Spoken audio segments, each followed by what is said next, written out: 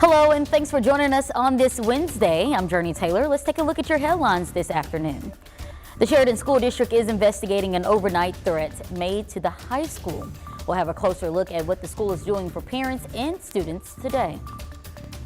Plus, former President Trump is lashing out against the latest criminal case brought against him. More on this indictment in 3 minutes. And Searcy County is now one step closer to having all paper ballots in their elections. What that could look like as soon as next year's election rolls around. We'll see a firm. How convenient is that? And it's hump day, and we have another decent day on tap. Meteorologist Nathan Scott, how is it looking and feeling out there? Good afternoon, Jurnee. Have you been outside? I have. It feels amazing, right? We start off this morning, maybe jacket weather. Temperatures dip down to the 50s in some areas. I've seen a mixture of sunny clouds out there right now. Temperatures are just delightful for August standards. Into the 70s, we're at 80 in Little Rock, 79 in Arkadelphia, 82 in Pine Bluff. And those clouds are filtering out the sunshine from time to time, but they're not producing any rain. And we're not expecting any rain, even though those clouds look like they're billowing up quite high into the atmosphere. They'll just give some sun the competition out there through the rest of the afternoon. Temperatures today climbing up into the low to mid 80s with partly cloudy to partly sunny skies. And then tonight we've got another comfortable night on tap for the start of your Thursday. You'll wake up with numbers into the low to mid 60s. However, this is false fall that we're experiencing because look what happens tomorrow. Up the numbers go into the low to mid 90s, and these numbers will continue to soar as we go into the weekend. More on that forecast coming up. Thank you, Nathan. Well, in a developing story, we've learned of a threat made against Sheridan High School. The school district sent out a text to parents late last night stating that a threat was under investigation. Many received it after 10 o'clock. Classes resumed as scheduled today, but the district stated there is an extra police presence on campus. The late night warning understandably alarming many parents. The message says the district understands if parents want to keep their children home from school today. Now, we don't know what type of threat was made and what time officials first learned of it. We did reach out to the district spokesperson overnight and are waiting to hear back. North Little Rock police are investigating a suspicious death after finding a missing woman's body in the woods Tuesday morning. A missing person report was issued for 53-year-old Elizabeth Williams on Monday night. Police were told Williams suffered from schizophrenia and was nonverbal and had left home without her shoes or glasses. The K-9 team found her body in a wooded area near her home. Upon that discovery, police opened a death investigation. No word yet on how police think Mrs. Williams died. Her body is now being sent to the state crime lab to determine a cause of death. A man Pine Bluff police said was armed and dangerous has now been arrested. Police say Julius Ford was found and arrested in Arkadelphia yesterday.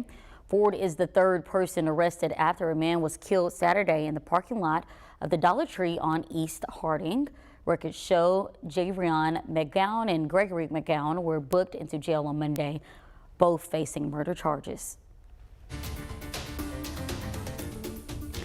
In Georgia, where former President Trump was indicted earlier this week, his co-defendants are criticizing prosecutors who accused them of racketeering to overturn the 2020 election results. Nicole Killian reports from Atlanta, where the accused have been told to appear by the end of next week.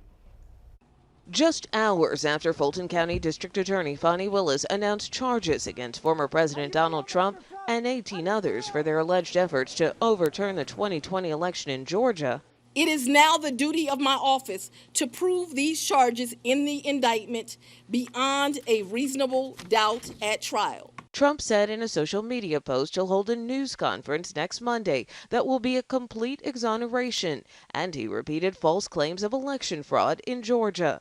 The state's Republican governor, Brian Kemp, hit back. The 2020 election in Georgia was not stolen. With 9 days left to turn themselves in, the Fulton County Sheriff's Office says it expects the 19 indicted defendants, including the former president, to be booked at the Fulton County Jail. Trump's lawyer, Rudy Giuliani, who faces 13 counts for allegedly making false statements about the 2020 election, denies any wrongdoing and says he plans to surrender soon. I'll pick a day next week, try to work out the conditions of bail, because there has to be bail. I imagine. On Tuesday, Trump's other co-defendant and former Chief of Staff Mark Meadows sought to move the criminal charges against him from Fulton County to federal court. His lawyers say they plan to file a motion to dismiss the case, arguing nothing Mr. Meadows is alleged in the indictment to have done is criminal. Meadows was on this call with Georgia's Secretary of State Brad Raffensperger in January 2021. Mr. President, everybody is on the line, and just so this is Mark Meadows, the Chief of Staff. During which Trump made this statement. I just want to find 11,780 votes, which is one more than we have, because we won the state. After a false alarm earlier this week, the Fulton County Clerk's Office now acknowledges it accidentally posted a fictitious document with charges hours before the official indictment was unsealed Monday. It said it was just doing a trial run, but Trump's legal team calls it a major fumble. Nicole Gillian, CBS News, Atlanta. We're learning new details after Little Rock Mayor Frank Scott Jr. makes some changes to his sales tax proposal. At last night's city directors meeting, Scott said he plans to take $5.5 million from Parks and Recreation and put it towards public safety and infrastructure. That money was initially intended for a new swimming pool at the Jim Daly Aquatic Center. Right now, a vote for the sales tax is not yet approved to be on the November ballot. For that to happen, the board would need to vote on and pass it by September 1st. The mayor is holding an open meeting to talk about the tax plan tonight at 6 p.m. at Second Baptist Church downtown. As the presidential campaign trail heats up, one Arkansas county is taking a closer look at how they run their elections. THV 11 Sarah Bakowitz shares how Searcy County is hoping to be one of the first in the state to turn to paper ballot elections. In a 6-2 vote on Monday night, the Searcy County Quorum Court passed a resolution that makes them one step closer to becoming a paper ballot county. The people here in this county, they spoke overwhelmingly that they wanted to go to paper ballots. Election Commissioners Lori Gross and Elsie Ratchford stand on opposite sides of the political aisle, dressed accordingly, but have worked together the last few months to research paper ballot elections. Our number one jobs as election commissioners is to the voters and the will of the voters and to the integrity of an election, not to any political party. Monday night, the Quorum Court passed a resolution for paper ballot elections moving forward, but they say a final ordinance still needs to pass next month for it to be enforced. We're saying, will paper ballots give us a better quality election?